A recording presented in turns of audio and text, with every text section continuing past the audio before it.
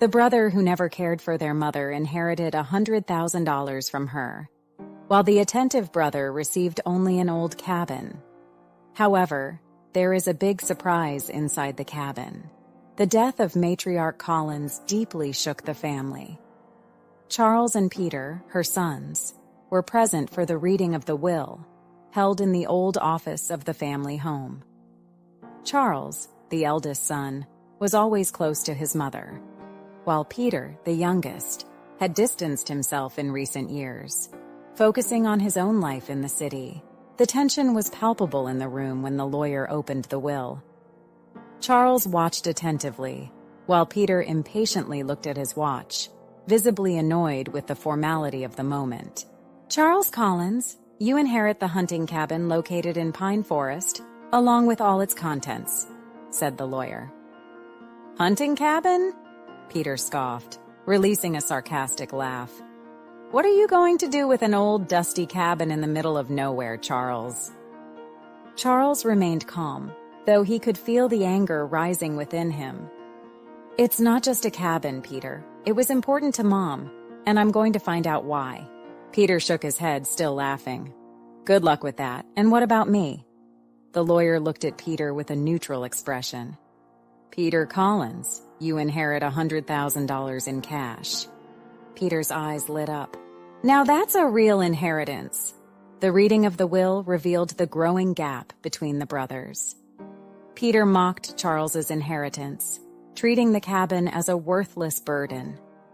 Charles, however, felt a strange attachment to the idea of exploring the place, determined to honor his mother's memory. "I can't believe you're actually going to waste time on this," Peter continued. "But good luck, brother. I'll spend my money more wisely." Charles took a deep breath, ignoring the taunts. "Everyone makes their own choices, Peter. I'm going to the cabin this weekend. I'm sure there's more there than you think." The following weekend, Charles drove to the cabin in Pine Forest. The road was long and winding, surrounded by tall trees that formed a natural tunnel. Upon arrival, he found the cabin covered in dust and cobwebs, clearly abandoned for years. "Well, here we are," Charles said to himself, feeling a mix of nervousness and excitement. "Let's see what we have here." Inside, the air was thick, and the smell of old wood filled the space. Charles began to explore, passing through old furniture and objects that seemed forgotten in time. As he moved an old bookshelf, he noticed something peculiar, a loose floorboard. "This is interesting," he murmured, kneeling to examine the board. With a bit of effort, he removed it, revealing a secret compartment. Inside was a well-preserved wooden box. His hands trembled with excitement and anxiety as he opened the box, revealing a collection of rare watches and old jewelry, all carefully stored. "Wow," he said, amazed. "This is incredible." Charles was astonished. The relics were not only financially valuable, but also emotionally significant, representing moments and memories from his mother's life. He felt a deep connection with her at that moment, realizing that the cabin, once scorned, was a hidden treasure. "Now I understand, Mom," he whispered, holding one of the old watches. "You knew I would find this, didn't you?" With a heart full of gratitude and determination, Charles decided he would protect and cherish this legacy, no matter what Peter said or did. Peter quickly found a way to spend his inheritance. Drawn to the adrenaline and promise of quick gains, he plunged into the world of gambling. Initially, luck seemed to be on his side, but soon the losses began to pile up, leaving him with significant debts. "You're running out of luck, Peter," said one of his gambling friends, watching Peter lose another round of poker. "It's none of your business," Peter snapped back. "I just need one good round to recover everything." But luck was not on his side that night. Leaving the casino, Peter went to a local bar to try to drown his frustrations. At the bar, he encountered an old acquaintance, Mike, who had been a close friend in childhood. "Peter, it's been a while," exclaimed Mike, slapping Peter on the shoulder. "How have you been?" "Mike, you have no idea," Peter replied, accepting the drink offered. "Things are not going well. I've lost almost everything in gambling." Mike looked at him with a curious expression. "Really? I thought you had received a good inheritance recently." Peter sighed. "I did, but I've already spent most of it. I wasn't as lucky as I hoped." Mike frowned, thinking about something. "I heard that your brother Charles found something valuable in your mother's old cabin. Some local folks have been talking about it." "What?" Peter asked, intrigued. "What are you talking about?" "Yes," continued Mike. "It seems he found some old watches and jewelry. People say it's worth a good chunk of money." Peter's envy quickly turned into anger. He couldn't believe that Charles had had such luck. On the ride back home, flashbacks of their childhood passed through his mind. He always felt that Charles was the favorite, the son who always did everything right. "Why does he always get everything?" Peter muttered to himself. "I deserve a part of that." When he got home, Peter threw himself on the couch and stared at the ceiling. He remembered all the times his mother seemed to prefer Charles. In school, Charles was the exemplary student, while Peter always seemed to be in trouble. "I remember that time Mom came to pick me up at the police station," Peter thought. She was so disappointed, but when Charles won that science award, she couldn't stop smiling. Envy ate away at Peter from the inside. He always thought his mother liked Charles more, and now this discovery in the cabin only seemed to confirm it. Peter began to plan how he could claim part of Charles's treasure. He can't keep all of it for himself, Peter thought. I have to do something about it. I've always been left out, but not this time. With a heart full of grudge and envy, Peter decided he would find a way to claim what he considered rightfully his, no matter what it took. Charles was in the kitchen, preparing tea, when Ellen walked in. She had a special glow in her eyes, a glow that Charles loved. "How was it at the cabin?" asked Ellen, caressing her belly protectively. Charles smiled. "It was amazing, Ellen. I found a secret compartment full of old watches and jewelry. It was like Mom had left a treasure for us." Ellen approached and hugged Charles. "That's wonderful, love. But what are you going to do with all this?" Charles sighed. "I don't know yet. Part of me wants to sell everything and ensure we're financially secure. But another part feels I should keep these relics, as a legacy from Mom." Ellen looked into Charles's eyes with a worried expression. "And Peter? Do you think he'll accept this peacefully?" "I doubt it," Charles replied, shaking his head. "He's already envious. I'm sure he'll try to claim part of it." "Then maybe you should talk to your dad," suggested Ellen. "He might give you some advice on how to deal with Peter and protect what's ours." Charles nodded. "You're right. I'll visit him tomorrow. We need to resolve this before things get out of hand." The next day, Charles drove to his father's house. They sat in the garden, where his father liked to spend his afternoons. "Dad, I need to talk to you about something important," began Charles, explaining everything he had found in the cabin and his concerns about Peter. Charles's father listened attentively, nodding occasionally. "You did well to tell me, son. Knowing Peter, he won't give up easily, but you have the right to protect your mother's legacy." "I just want to do what's right," said Charles, sighing. "But I don't want to create more problems in the family." "Sometimes doing what's right means facing conflicts," replied the father. "But you're not alone in this. Ellen and I are here to support you. And remember, honesty and justice always prevail in the end." Charles felt a weight lift from his shoulders. With the support of his family, he was ready to face any challenges that lay ahead. Peter showed up unannounced at Charles's house.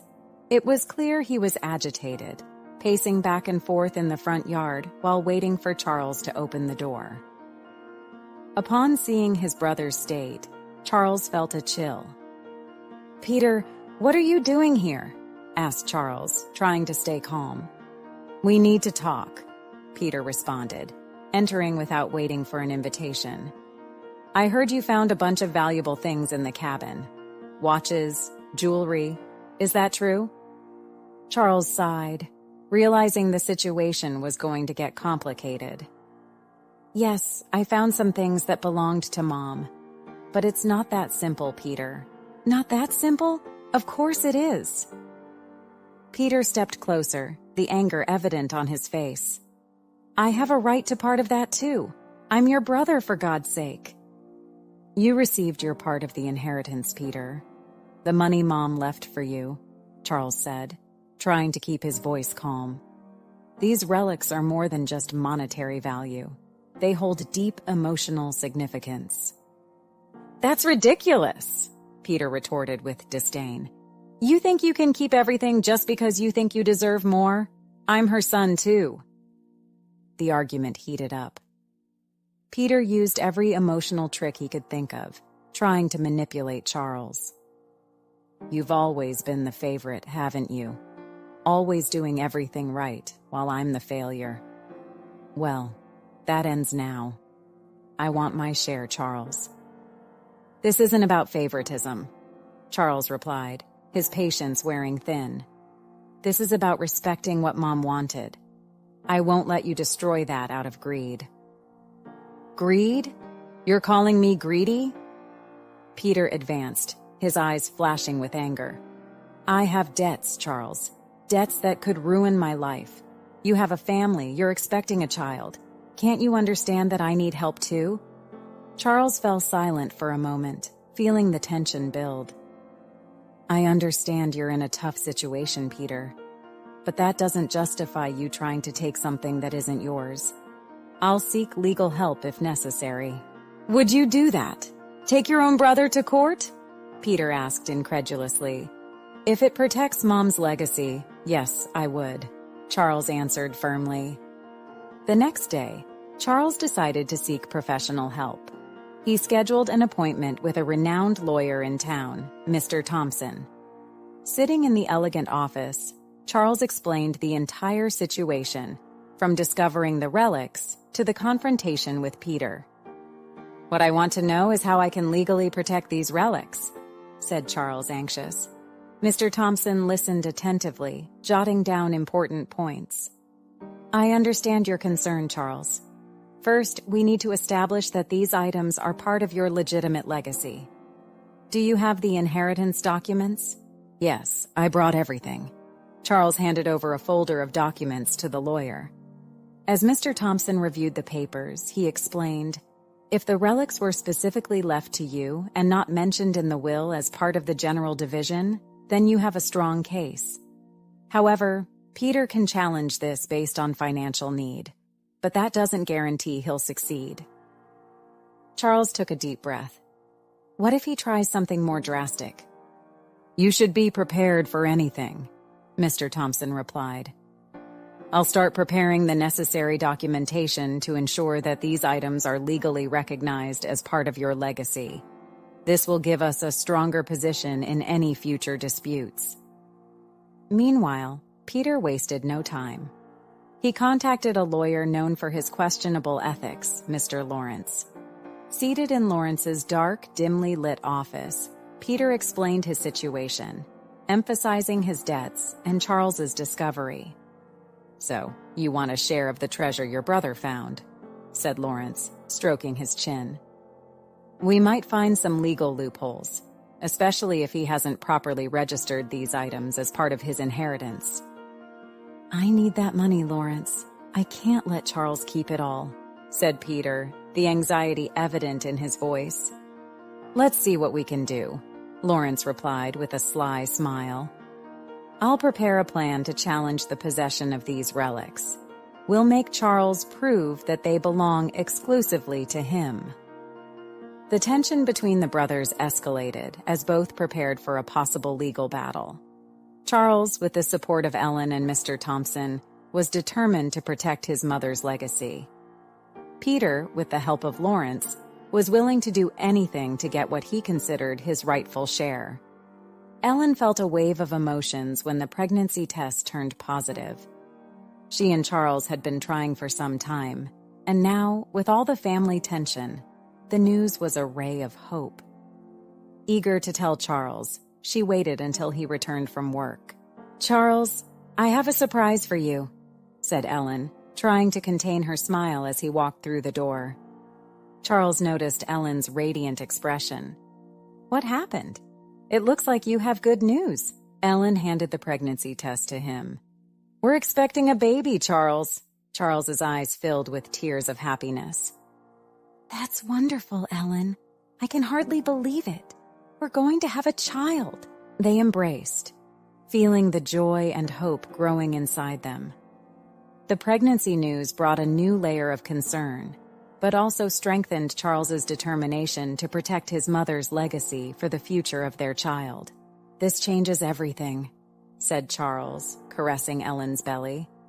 "Now, more than ever, I need to ensure that our child has a secure future and that Mom's legacy is preserved." "I know," Ellen replied, "and I'm here to support you in everything. We'll face this together, Charles." The following days were filled with preparations and plans. Ellen underwent medical exams, and the couple started discussing names and dreaming about the future. Each moment of tenderness between them reinforced their love and mutual support, creating a solid foundation to face the challenges ahead. "We'll overcome this, Ellen," Charles said one night as they lay in bed. "We'll protect our family and ensure our child grows up in a safe and loving environment." "I believe in you, Charles," Ellen replied, holding his hand. "We'll make it." The news of Ellen's pregnancy gave Charles a new perspective and renewed strength to face Peter. However, Peter was not backing down. He intensified his attempts to obtain the treasure, now threatening to take Charles to court. Charles received a court summons, and the stress began to mount. "He's really willing to go this far," Charles said, reading the document. "This is going to be a tough battle." "We need to be prepared," Ellen said, trying to stay calm. "Let's talk to Mr. Thompson and see what our options are." In the lawyer's office, Mr. Thompson explained what they could expect from the legal process. Peter will argue that he is entitled to a part of these relics due to his financial situation. "We need to build a solid case showing that these items are indeed part of your legitimate inheritance." "What if he convinces the judge?" Charles asked, worried. "We have to be ready for all possibilities," Thompson replied. "But with the documents you have and your mother's testimony, we have a good chance of winning." Back home, Charles and Ellen discussed strategies to handle the situation without compromising family peace. "Maybe we should try mediation before going to court," Ellen suggested. "It could be a way to resolve this without so much tension." "It's worth a try," Charles agreed. "I'll talk to Mr. Thompson about this possibility." Tension grew as the date of the court hearing approached. Each day seemed to bring a new worry, and Charles began to feel the weight of responsibility on his shoulders. But every time he saw Ellen caressing her belly, he knew he was doing the right thing. "No matter what happens," Charles said one evening while they were in the living room, "we will protect our family and Mom's legacy. That's the most important thing." Ellen held Charles's hand, feeling his determination. "We're in this together, Charles, and we'll come out stronger on the other side." As the date of the hearing approached, Charles and Ellen continued to support each other, strengthening their bond and preparing for the battle ahead. The hunting cabin, silent and secluded, was chosen as the venue for the family meeting. Charles hoped the tranquil setting would help ease tensions. Ellen was by his side, firmly holding his hand. The first to arrive were his father and some close family friends, followed by Peter, who entered with a defiant look. The presence of his lawyer, Mr. Lawrence, indicated that Peter was not willing to resolve things amicably. "Let's begin," said Charles, trying to keep his voice steady. "We've called this meeting to try to resolve our differences amicably. I don't want this to go to court." Peter laughed humorlessly. "Amicable? You want to keep everything for yourself, Charles. How is that amicable?" Charles took a deep breath. "That's not it, Peter. I want to ensure that Mom's legacy is respected." "Respected? That's a joke. You've always been the perfect son, haven't you?" Peter started to raise his voice. "Always thinking you know what's best for everyone. But I'm her son too, and I have a right to what's mine." Charles's father tried to intervene. "Peter, understand that Charles isn't trying to exclude you. These relics have sentimental value to him. There are other ways to resolve this." "Other ways?" Peter scoffed. "Like what? Letting him keep everything while I'm stuck with debts?" "We can negotiate," suggested Ellen calmly. "There's a way to resolve this without fighting." "Negotiate? I don't want to negotiate. I want what's rightfully mine." Peter was furious, and the tension in the room escalated. A family friend, present at the meeting, spoke in a conciliatory tone. "Let's all calm down. We're here to find a solution, not to argue." But the words fell on deaf ears. The meeting quickly devolved into an exchange of accusations and verbal confrontations. Charles and Peter faced off, airing old resentments and unhealed wounds. "You were never there when Mom needed you most," said Charles, his voice filled with emotion. "You were busy with your own life, while I took care of her." "That's easy for you to say," retorted Peter. "You always had everything, never had to struggle for anything." Peter's words revealed the depth of his envy and bitterness. The atmosphere was charged, and the meeting ended without an agreement, but with a decision that the case would have to be resolved in court. The family meeting had left everyone shaken, but Charles knew he needed to act quickly. The next day, he gathered the documents and evidence he had and scheduled another meeting with Mr. Thompson. "We need to be prepared for anything," said Charles as he showed the documents to the lawyer. "Peter is determined to take this to court." Mr. Thompson examined the papers attentively. "You have a solid case, Charles. We need to focus on proving that these relics were specifically left to you, and that Peter is trying to manipulate the situation." Meanwhile, Peter did not give up on his attempts. He called another meeting, this time at their father's house, to try to gain the support of family and friends.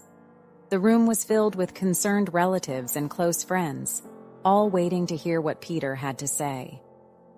"Thank you for coming," began Peter, trying to appear conciliatory. "I'm just trying to get what's rightfully mine. I don't want to fight, but I also can't accept being left out." Charles arrived at the meeting prepared to expose Peter's true intentions. He stood up, feeling the weight of the moment. "Peter, it's time to stop this manipulation. Everyone here needs to know the truth." Peter's eyes narrowed, and he stared at Charles suspiciously. "What are you talking about, Charles?" Charles took a deep breath and began to lay everything out. "Peter isn't interested in the sentimental value of these relics. He's in a tough financial situation and is trying to use that as an excuse to take something that isn't his." The room fell silent as Charles continued. "I found evidence that Peter has gambling debts and plans to sell the relics to pay off those debts. This isn't about equal rights or justice. It's about greed." The family and friends' reaction was mixed. Some were shocked and supported Charles, while others, still sympathetic to Peter, questioned his intentions. "That's a lie!" shouted Peter, visibly shaken. "You're making this up to discredit me." "I'm not making anything up," replied Charles calmly. "I have documents that prove your debts. All I want is to protect our mother's legacy." Charles's father, with a sad expression, intervened. "Peter, if this is true, you need to be honest. We're here to help, but we can't support lies and manipulations." Peter fell silent, his anger turning into despair. I just wanted what's mine. I'm desperate, Charles. Peter's confession confirmed what Charles suspected. With the decision to take the case to court, the tension escalated. But the truth had finally been exposed. "We'll settle this in court," said Charles, his voice firm, "and we'll do it fairly." The atmosphere in the room was heavy with emotions. Some family members approached Charles, offering words of support. "We're on your side, Charles. We know you just want to do what's right," said a close cousin. Others, still loyal to Peter, expressed their concerns. "Peter, you need to sort out your debts and your life. It's not fair to try to take what isn't yours," said an uncle, his voice stern. Charles approached his father, who looked aged by the tension of the past days. "Dad, I know this is hard for you, but I'm trying to protect what Mom wanted." Charles's father nodded slowly. "I know, son. I just wish you two could find a way to resolve this without tearing our family apart." Peter, seeing the impact his actions had on the family, finally set aside his anger. "I've made mistakes, many mistakes, but I'm willing to face the consequences. I don't want to lose my family over this." Charles looked at his brother, feeling a mix of compassion and sadness. "Peter, there's a chance for redemption, but you need to be honest and take responsibility for your actions." Peter nodded, visibly moved. "I'll do that, Charles. I promise." The tension eased slightly, but everyone knew the next step would be crucial. "See you in court," said Charles, ending the meeting. "Let's let justice decide." With the truth exposed and the next steps clear, the family prepared for the legal battle ahead, knowing that their future was at stake. News of the family dispute between Charles and Peter spread quickly through the small community. Friends and neighbors, who had known the Collins family for years, began to mobilize to offer support. One afternoon, while Charles was in the cabin reviewing documents, he heard knocks on the door. Opening it, he found Mrs. Miller, a longtime neighbor, accompanied by other community members. "Charles, we've heard about the situation," said Mrs. Miller with a welcoming smile. "We wanted you to know that we're here to support you and your family." Charles was moved. "Thank you, Mrs. Miller. This means a lot to us." Mr. Johnson, one of the neighbors, stepped forward. "If you need anything at all, we're here. This community has always been close-knit, and we know how much your mother meant to all of us." "I really appreciate that," responded Charles, feeling a wave of gratitude. "I'm doing my best to protect her legacy." The days that followed were filled with visits from friends and neighbors, offering advice, emotional support, and even practical help with the legal preparations. Ellen, watching the community come together, felt strengthened. "We're all in this together, Charles," said Ellen, as they welcomed more visitors. "This shows how much your mother was loved by everyone." Meanwhile, Peter began to realize the consequences of his actions. Isolated and with the pressure of the impending legal battle mounting, he reflected on the path he had chosen.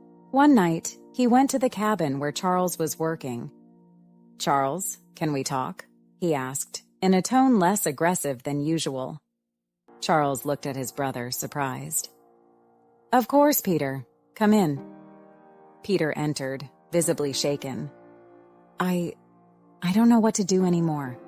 The debts, the trial, it's all falling apart." Charles sighed. "Peter, I don't want to see you destroyed by this, but you need to understand that what you're doing isn't fair." "I know," admitted Peter, his eyes filled with regret.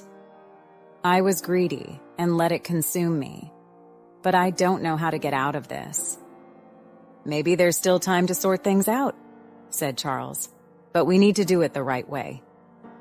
The support from the community and the opening of a sincere dialogue between the brothers strengthened Charles's resolve to move forward and protect his mother's legacy.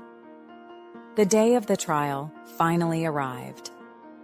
The courtroom was filled with friends, neighbors, and community members there to support Charles.